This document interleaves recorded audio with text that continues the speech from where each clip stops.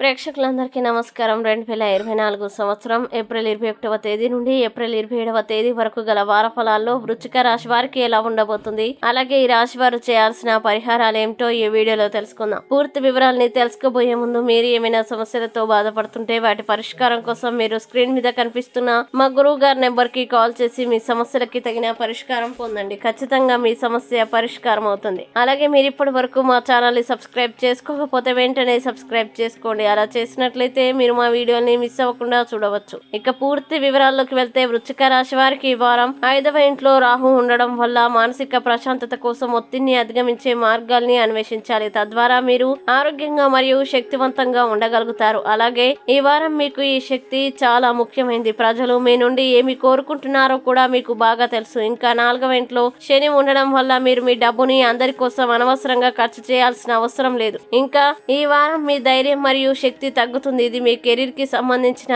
అనేక ముఖ్యమైన నిర్ణయాలు తీసుకోలేకపోతుంది. ఫలితంగా మీరు అనేక గొప్ప అవకాశాలని కూడా కోల్పోతారు. అలాగే ఈ సమయంలో లక్ష్యాలని సాధించడంలో మీకు సహాయం చేయడానికి సన్నిహితులు ఎవరైనా ముందుకు రావచ్చు.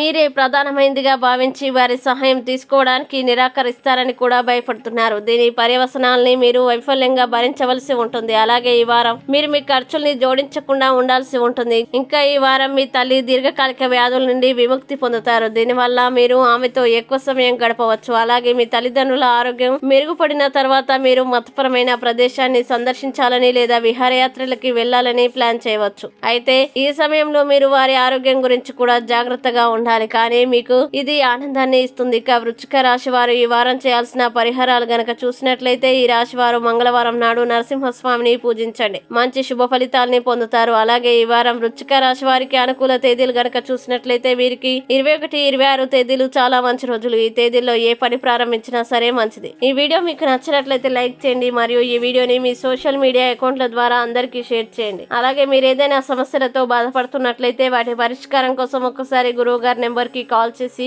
మీ సమస్యలకి తగిన పరిష్కారం పొందండి. ఖచ్చితంగా మీ సమస్య పరిష్కారం అవుతుంది. ఇంకా మీరు అనుకున్నటువంటి అన్ని పనుల్లో అంతా మంచి జరగాలని కోరుకుంటూ సర్వే జన సుఖినో భవంతు.